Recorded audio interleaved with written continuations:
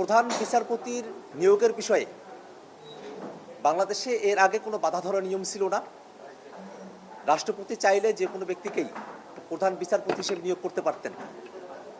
তার জন্য কোনো গাইডিং প্রিন্সিপালও তেমন করে ছিল না এবং সুনির্দিষ্ট কোনো নিয়ম নীতি আইনের ভিতর দিয়ে প্রধান বিচারপতি নিয়োগ হওয়ার মতো সুযোগটা সেখানে ছিল না, যার ফলে দলীয় বিবেচনায় প্রধান বিচারপতি নিয়োগ হওয়ার মতো ঘটনা অতীতে ঘটেছে।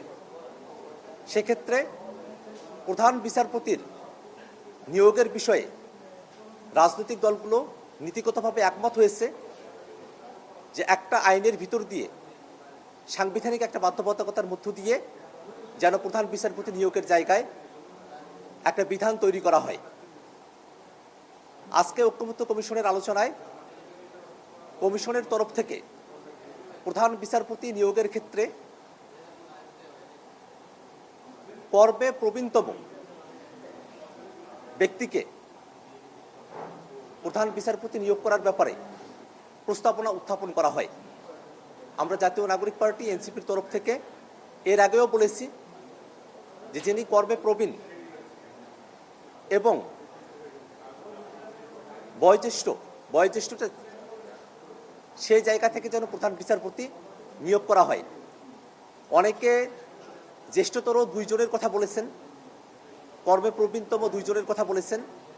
সে জায়গায় জাতীয় নাগরিক পার্টি এনসিপি মনে করে যদি দুইজনের অপশনটা রাখা হয় সেক্ষেত্রে দুইজনের মধ্যে দলীয় সরকারের আনুগত্যের জায়গা একটা প্রতিযোগিতার জায়গা তৈরি হতে পারে, সুপারসিড করে যাওয়ার মতো ঘটনা ঘটতে পারে।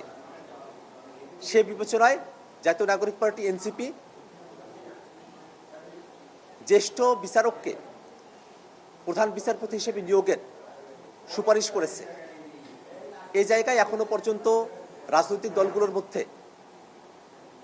নীতিগতভাবে একমতের জায়গা তৈরি হলেও সর্বশেষ জ্যেষ্ঠতম বা জ্যেষ্ঠ দুইজন এই জায়গার মধ্যে এসে আলোচনা থেমে আছে।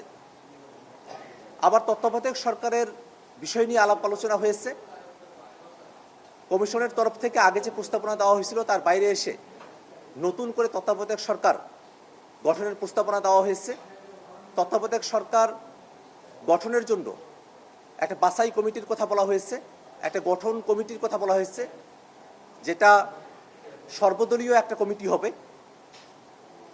আজকের আলোচনায় তত্ত্বাবধায়ক সরকার গঠনের কমিশনের তরফ থেকে যে দুইটা প্রস্তাবনা উত্থাপন করা হয়েছে তার ব্যাপারগুলো নিয়ে বিশদ আলোচনা হয়নি, পরবর্তীতে একটা দিন ধার্য করা হয়েছে।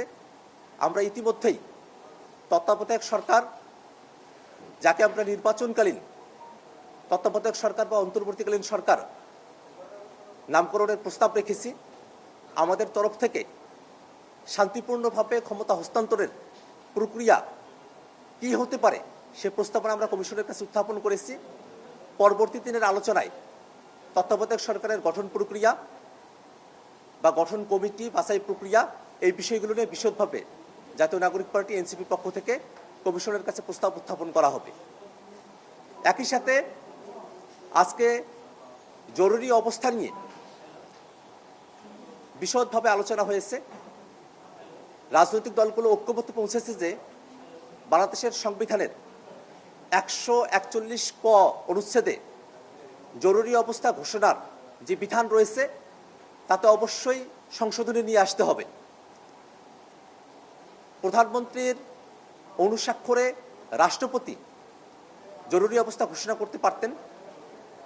কমিশনের তরফ থেকে সুপারিশ করা হয়েছে যেন মন্ত্রিসভার অনুমোদন ক্রমে প্রধানমন্ত্রীর অনুস্বাক্ষরে রাষ্ট্রপতি জরুরি অবস্থা জারি করেন।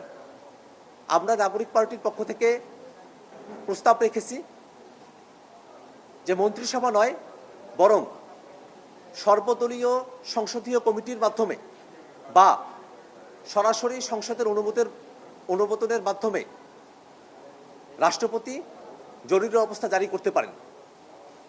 জরুরি অবস্থার বিধানের বিষয়ে যুদ্ধাবস্থার কথা, বহিরাক্রমণের কথা, মহামারী বা প্রাকৃতিক দুর্যোগের কথাগুলো আলোচিত হয়েছে।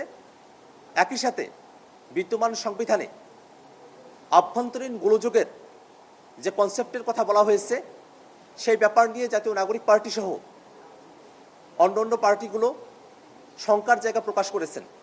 বাংলাদেশে বিগত সময়ে জরুরি অবস্থা জারি করার পেছনে যে রাজনৈতিক মোটিভ এবং অপব্যবহারের মতো ঘটনাগুলো ঘটেছে, তাতে করে আভ্যন্তরীণ গোলযোগ এই শব্দমালা বাংলাদেশের সামনের দিনে জরুরি অবস্থা ঘোষণার ক্ষেত্রে বিরোধী দলকে দমনের হাতিয়ার হয়ে উঠতে পারে। সেক্ষেত্রে আঞ্চলিক অখণ্ডতার কথা বলা হয়েছে। বহিঃশত্রুর আক্রমণ, যুদ্ধাবস্থা, মহামারী, প্রাকৃতিক দুর্যোগ বা আঞ্চলিক অখণ্ডতা, এই বিষয়গুলো ঘটলে সর্বদলীয় সংসদীয় কমিটি অথবা সংসদের অনুমোদন করবে রাষ্ট্রপতি জরুরি অবস্থা জারি করতে পারেন। একই সাথে বাংলাদেশের বিদ্যমান সাংবিধানিক আইনে অনুচ্ছেদ 36, 37, 38, 39, 40, 42 সেগুলোকে স্থগিত করে রাখার কথা বলা হয়েছে। আমরা কমিশনের কাছে প্রস্তাব রেখেছি যথাসম্ভব মৌলিক মানবাধিকারের জায়গাগুলোকে অক্ষুণ্ণ রেখে যেন জরুরি অবস্থার দিকে সরকার অগ্রসর হয় সে বিধান জারি করতে হবে।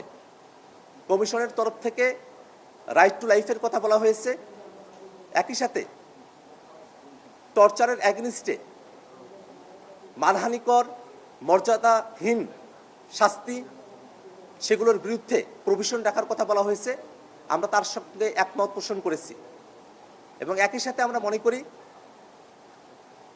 জরুরি অবস্থা চলাকালীন সময়ে অ্যাক্সেস টু জাস্টিসকে যেভাবে বন্ধ করে রাখা হয়েছে আর্টিকেলের 141 গতে, সেটার পরিবর্তন নিয়ে আসা প্রয়োজন। জরুরি অবস্থার সময়টাতে যাতে নাগরিকেরা তাদের বিচার প্রার্থীর অধিকার থেকে বঞ্চিত না হন সে বিধান রাখা প্রয়োজন।